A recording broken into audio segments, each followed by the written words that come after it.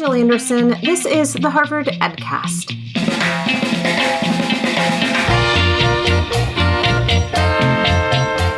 Being a superintendent is arguably one of the most challenging jobs in education. It's also becoming increasingly unsustainable. Lindsay Whorton says we need to redefine the role of superintendents if we're to attract, support, and retain leaders. She's president of the Holdsworth Center, a nonprofit focused on leadership development. In a recent report, she shares untold truths about the job and the increasing pressures faced by these leaders. Many struggle when transitioning into the role, even when they come from other senior leadership positions. Many assume that they're already doing the bulk of the job, only to discover that it requires a new set of skills and approaches, especially around community leadership and managing board relationships. I asked her how the superintendency has changed in the past 10 years. People disagree about whether or not it has changed in the past 10 years. And there are certainly some superintendents who have practiced for many, many years who say the details are a little bit different, but it's basically the same job, that it was 10 years ago. As we work with new superintendents and as we talk with folks who have experienced the last 5 to 7 years, there may be some truth in saying, yeah, it's the same elements, but I do think there is a shift in the velocity of what's happening. I mean, things just move a lot more quickly, even with the media landscape, that we're in. There's just a lot more opportunities for people in communities to raise issues, raise concerns. The speed at which a small issue might become large or a superintendent needs to engage with or respond to their community feels different to a lot of people. So I do think the shift in the media environment is a big part of the shift that's happening that makes the pressures feel a little bit more intense. Right. And obviously, a lot of people are talking about just how polarized and divided we are as a country and the way that that's showing up in schools and districts. Even that is connected to what's going on with our media landscape. So I think those are two big things.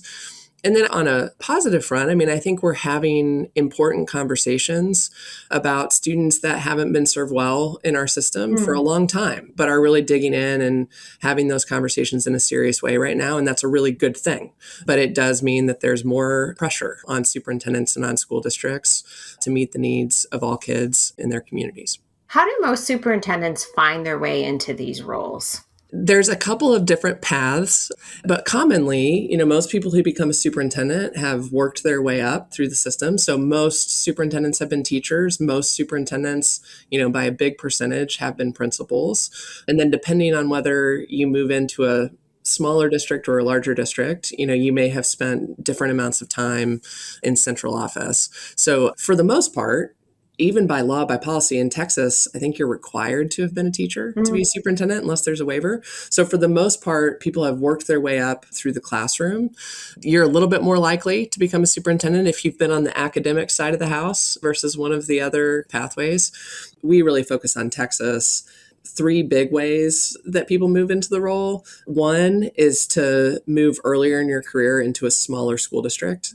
So in Texas, there's 1,200 districts. 900 of them are smaller than 2,000 kids. There might be folks who move even from a principal role or early into central office into those positions. There are some folks who work their way up within one system in a larger system and then may be promoted internally. We saw a little bit more of that during COVID, as I think districts were looking for stability and continuity when there was change. And the third is kind of the bouncing around strategy, folks who move to increasingly larger districts, increasingly larger positions until they enter the superintendency. And there's obviously lots of fine-grained differences, but I think those are the 3 major pathways that folks take. And it seems like it's a big shift for a lot of these folks, at least in your report. Superintendents seem to experience a disillusionment on the job. And it seems like it happens fairly early on. They're just struggling. Is this a case where they get into these positions and realize it's just not what they thought it was going to be? There are ways in which the shift into the role can be surprising to new superintendents. let's say you're a deputy in a large district, and then you move into a superintendent role, either in your community or somewhere else.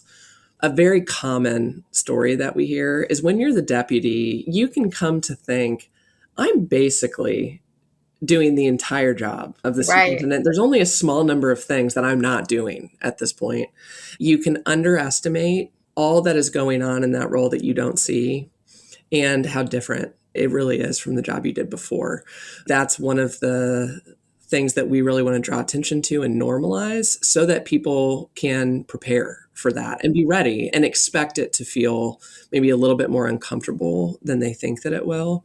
The second part of that is because it is a substantially different role than the one that you were in before, even if your other role was big and over a lot of parts of the district.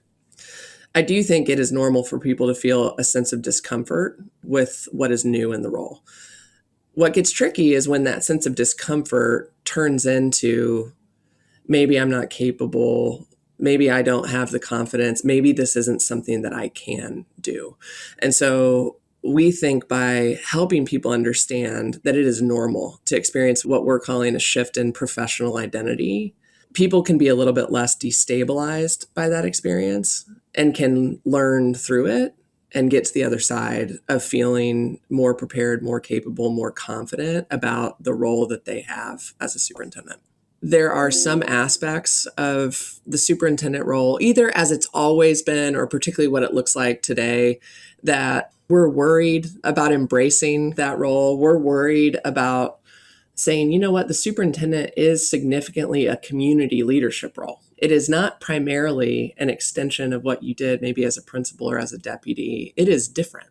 And I do think that for whatever reason, I think some of this is the history of education. I think some of this is this fear that our strongest educators wouldn't want that role if we described it in that way. Sometimes we shy away from embracing, what is really unique and powerful and important about the superintendent role. What is unique and powerful about the superintendency? In the report, we sort of describe these key shifts. The way we describe the key shifts are different than what you see in a lot of professional standards. When you describe everything that a person needs to know and be able to do, which is certainly a long list, the key shifts are intended to say, yeah, you still have to know and you're going to bring those things from your prior role, but there's actually a small number of things that, one, are going to be unique to the value and the contribution that you can make in this position, and two, are going to be the elements of your role that feel the most different and maybe where you feel the most stretched. And so when we talk about the shift in skills, and I think this speaks to what is unique and what is different, we talk about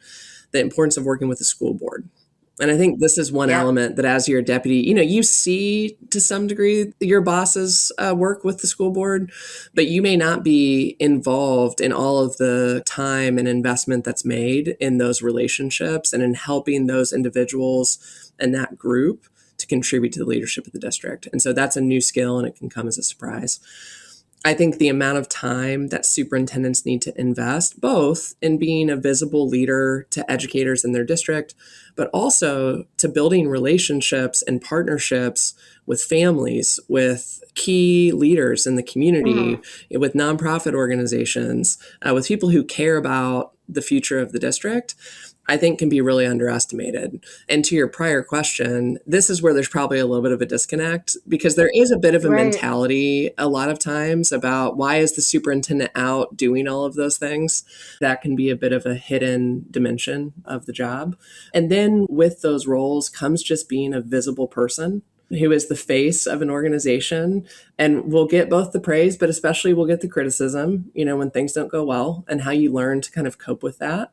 The reality is it just feels a little different psychologically when you don't have anybody else to point to who's responsible for the thing that people are focused on.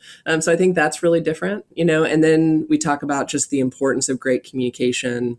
The other piece is the importance of really getting up on the balcony and being focused on the vision and the strategy of the district, a small number of things that are important, and not having the time or it being your job anymore to be the person who's into all of the details of execution. And I think that's a big change, particularly for people who have been so good at that kind of work.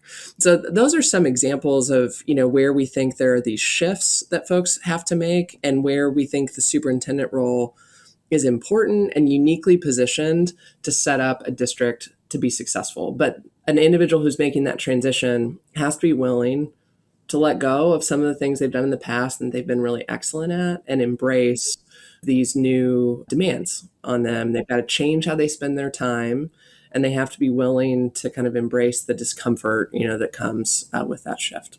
Yeah, I've seen a lot out there about seeing superintendents more as civic leaders, which is incredibly externally facing out in the public, not an internal type of role.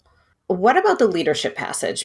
Why are some superintendents able to navigate this better than others? You do see superintendents out there who stay in the role for a really long time. So what are they doing that maybe some of these others aren't? Well, and I'm glad you mentioned that. There's this general comment about superintendents don't stay in the role very long. But really, if you look at the data, it's a lot more complicated than that. Really, you have a group of superintendents who have really long, successful tenures. And then you have a set of districts and superintendents that tend to churn, a lot more frequently. And when you average those things, you get to the 3 years. And so we spend a lot of time highlighting, and we have a lot of those tenured, experienced, effective superintendents on our team, because what we believe is that there's a skill set that can be learned and that can be taught that can help superintendents be more successful and have those longer tenures. One thing that is always true is those superintendents have developed a really strong skill set of how they work with their boards. And I think there can be this tendency to say, well, maybe those superintendents who last longer, they just have more stable, less contentious school boards. And, so that's what describes this. But as we've studied superintendents with those long tenures who have been really successful in a district, what we found is they've experienced changes in board leadership and changes in board direction. And sometimes folks who have come on the board really dissatisfied with the direction of the district. But they can describe the moves that they make to work with those board members, no matter what perspective they're bringing to the role, to partner with them to try to advance the mission and the vision of the district. And so that's one example of the skills that can be built. So for us, it's really about how do we help people build skills in those kind of 6 areas. And then the other part of it is how do you help people understand that those are the key skills that they need to be building, 3 to 5 years before they get into the role. And at Holdsworth, we're trying to partner with those aspiring superintendents and partner with their current boss, the superintendent, to say, how do we give these aspiring high potential superintendents more opportunities to practice the skills that are going to help them be successful when they move into the role? And there's obviously some things you can't practice in advance, and that's where you just got to support people once they're there. That's what we're focused on, helping people understand what's coming, helping them practice, and then being ready when they make that transition into the role to provide them with support and with the mindsets that they're going to need to learn and develop into those great, effective superintendents. I mean, is that one of the things also that happens once you get into these roles, that support just isn't there? Is it just like a lonely position to have because you are at the top? And like you mentioned earlier, there's no one else you can really point to. This is certainly a common point of discussion of just how lonely these jobs are. And I think there's a lot of organizations that are working to try to provide community and connection and support to new superintendents. We're really focused on helping people understand when they first make that transition, what are the most important 2 or 3 things to focus on? There's a long list of things that you want to get done, but how do you get those first moves to be right and to create the conditions to set you up? And the board comes up a lot around this transition. They've watched every board meeting. They maybe sat in executive session, but they've never had their first one-on-one with their new bosses before. And so trying to just provide really practical advice for how people navigate some of those first moves is a key part of the support that we can provide folks. How can we help superintendents navigate that pressure from all these outside stakeholders, not just the board members, but you've got the parents, you've got the community? The question is, who's we in terms of how can we support? One thing, those of us who work in organizations that provide support and development to superintendents, one thing we can do is just normalizing, that is going to feel intense, and that doesn't mean you're doing it wrong, or that you can't succeed in the role, but just to prepare people that it feels intense to be responding to the needs and demands of such a large number of people who really care about their kids and may have different ideas about what the district needs to do to care for and invest in their kids. And so just to prepare people to say that is going to feel intense, and reframing that as a really positive thing, that there are so many people in your community that care about the future of the district.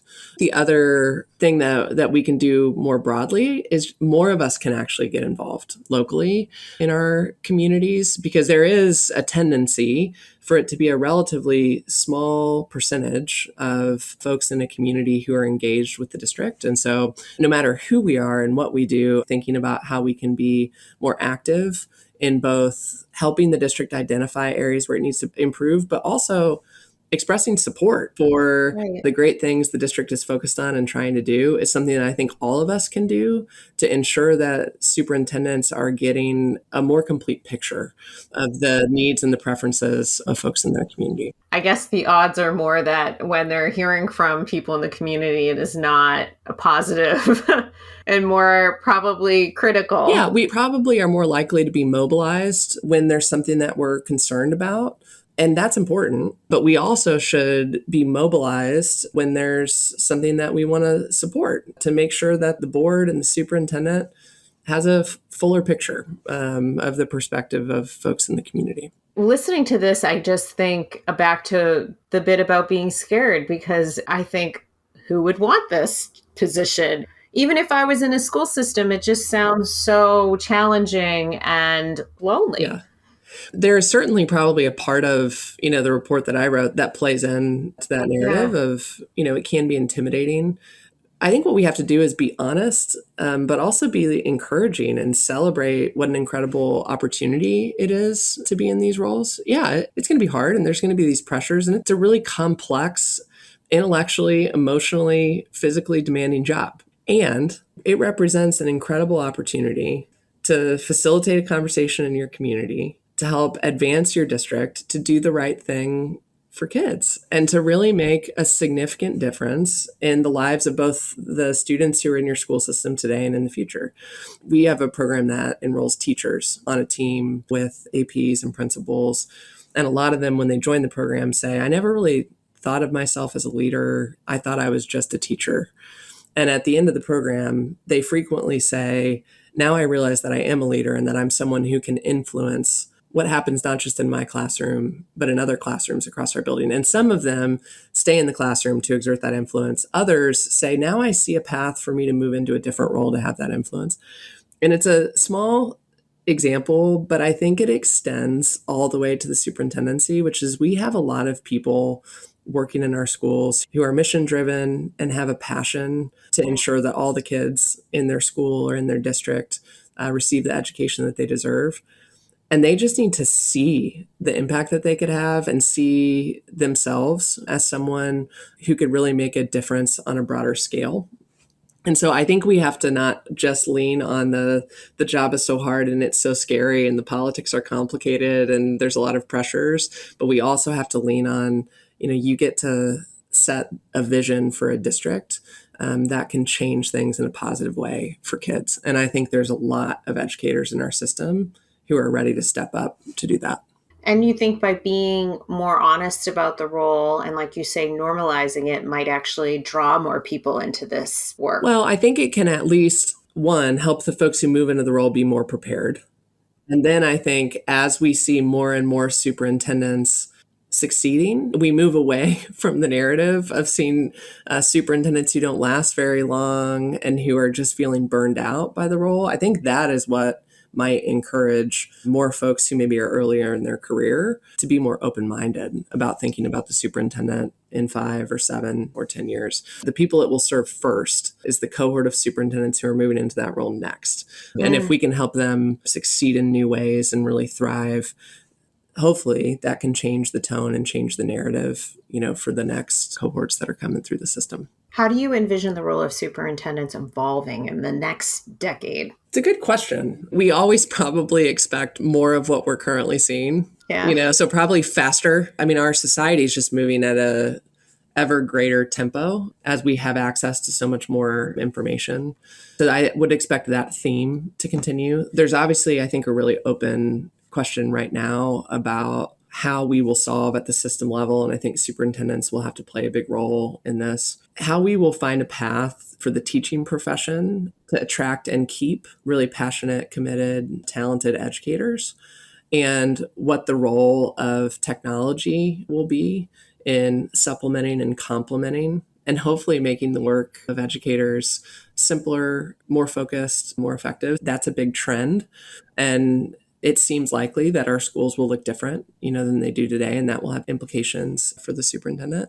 And then this is probably more of a hope than a prediction. It connects to this idea of superintendent as community leader, just increasingly thinking of our school districts as interconnected and in partnership with other key community institutions, and finding more opportunities to build those bridges and connections versus treating our school districts as kind of like an isolated entity. So superintendents finding ways to be in closer partnership with their city councils, if that's relevant, with the faith-based institutions in their community, with nonprofits who serve students and families, with other kind of governmental institutions, and really actively embracing that kind of bridging and partnership is where I would hope the role would go, but we'll see.